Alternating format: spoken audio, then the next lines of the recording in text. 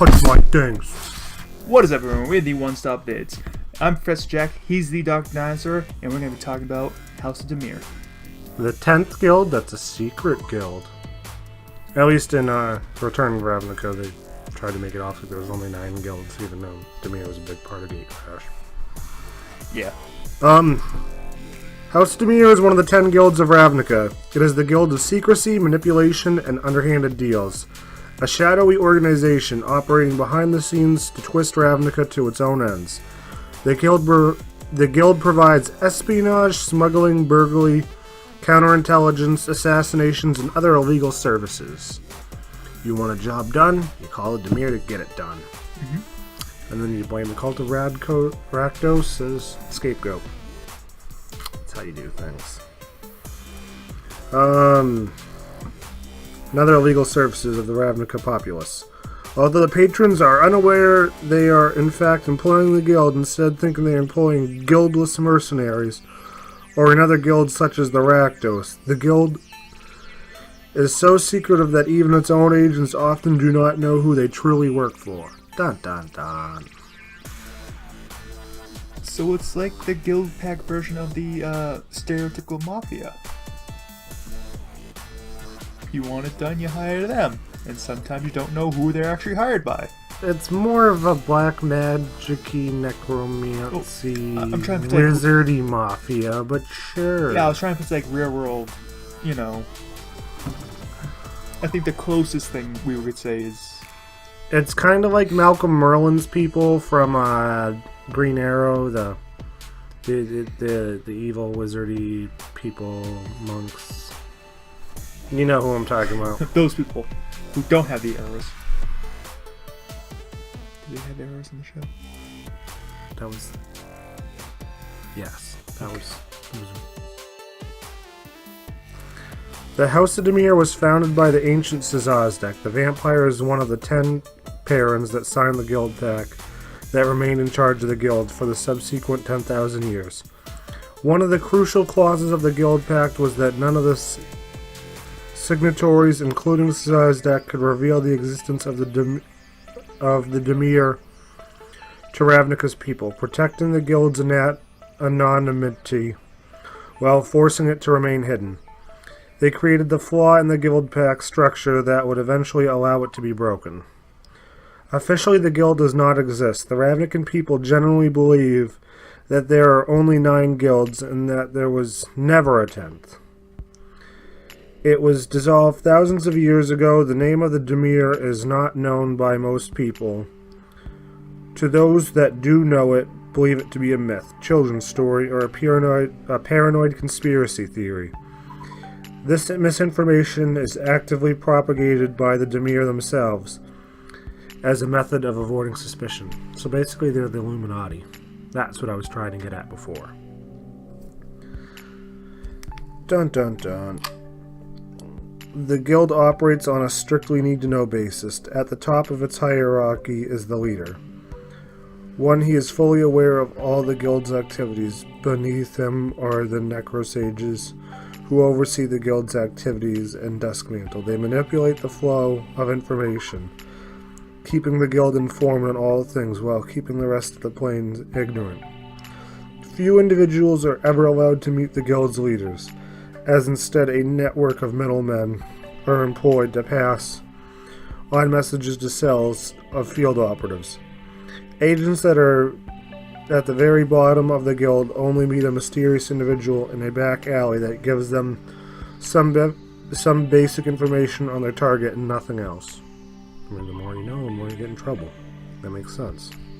Don't ask questions. The Dimir's guild mages use their magic to influence the minds of others. They can send messages to operatives over distances or strike people with amnesia, magically alter memories, or even perform lobotomies to victims to cover their tracks.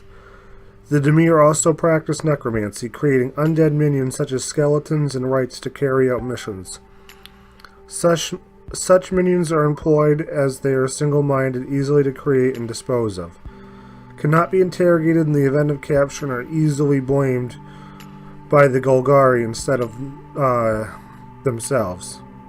Spirits are also used by the Dimir to pass on messages, carry out surveillance, invisibility, or even possess important figures such as judges and senators. Nobody is beyond the reach of the House of Dimir. Dun dun dun. Dirty deeds. Done with blue black. History of the Dimir. Szadek, as the leader of the House of Dimir, is the main antagonist of Ravnica novel, manipulating Savara, the Selesnyan conclave, to do his bidding and kill Matt Selesnya. He is ultimately defeated when Gerard takes control of the Lupus and forces them to attack him.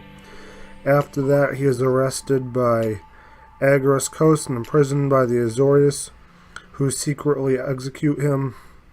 After the events of Dissension's novel, a new guild pack is formed that does not recognize the House of Dimir as an official guild. However, the district of Agurem reappeared within Ravnica is under Szadek's now spirit control. He can easily control the other spirits that inhabit it, which means that the guild is still operational and possibly stronger than ever before. And then we'll go into the history of the Return to Ravnica block. Although not officially recognized as the guild under Teysa Karlov's non-magical guild pact, House of Dimir is still active under Lazov's leadership. The fact that the general populace now knows of their existence required adopting to a public face, so the lower-ranking members serve as couriers, investigators, reporters, and archivists. The true power of the guild still lies in the network of spies, assassins, and thieves. Oh, no crap. In the game. In the game, they have two mechanics. They have Transmute, which appeared in the original Ravnica City of Guilds. And that Dimir game mechanic allows players to pay the transmute cost of a given card, discard it, and search his or her library for a card with the same converted mana cost as the discarded card. And then in Gatecrash, they added the Cipher ability. And when a player uses Cipher, it allows the player to encode a cast spell on a creature, casting a copy of it for free each time the creature deals combat damage to an enemy player. Another mechanic frequently appeared in the guild's card is milling. A special mill variant is called Grind, appears on many Dimir cards in the Return to Ravnica block. Grind's just milling them out for mana instead of regular cards, which mills them out for usually a lot more. Well, Magic is set up so there is a large amount of hidden information at any given time. There are always ways to use inequity in the information to your advantage, especially of Dimir. So that's their special way of saying, basically, if you get rid of their basis, they're going to lose everything else, which is kind of a good point. It was an interesting way for them to actually work on the mechanic differently. There's a lot of notable Dimir cards. Like a lot. So I don't think I'm going to bother reading them all to you. But they have a decent amount of creature types. They have drakes, humans, horrors, shapeshifters, skeletons, spirits, vampires, and zombies. And then all their classes within are rogues, wizards, which are all really necromancers, and assassins. And their notable members are Szadek, their former leader, Lazov now, Mirko Vosk, who is a vampire also, Lupol, and Surku, which I have no idea who Lupol or Surku are. The logo's kind of like a spider-eye looking thing. I really like the logo. I think Oleg Gil's probably the coolest looking logo. Yeah. I like the old one more than the new one. It's the same thing, other than it doesn't have a border. Yeah, but I like the classic looking black-white. Yeah. So that was Dimir. Hope you guys liked that video. It was a lot of reading. Yeah. Dimir's is a very in-depth guild, I should say. Hopefully I don't have to read too much more. Oh, this was the last one. But we'll do more of this stuff in the future. We might do the 3 colors if you guys want us to do that. At some point we will get the 3 shards, I just don't know the correct way in doing it. Because I know there is some story behind the 3 color shards from Shards of Alara. But then they went back to doing 3 colors in cons, and there wasn't really a whole lot of story, especially because it started out as 3 colors, and by the second part of the set, they're like, oh, we want to talk about 2 color dragons, so every color is going to kind of cut out its third. Mm-hmm. So, I'll try and get some information on that. We want to hear some comments from you on how to do it. And yeah. Information, feedback. Again, we go off not Wikipedia, Gamepedia.com. If you guys want to learn more information we didn't read, or you want to go into the backstory of more things about it, that's a good place to start. Yeah. There's other channels that do it too, so give love to them too. Give love to us, give love to everyone you know. Give more love to us, we need it. Yeah. We need likes, shares, comments, subscribers. We're getting really, really close to our 10,000 video views.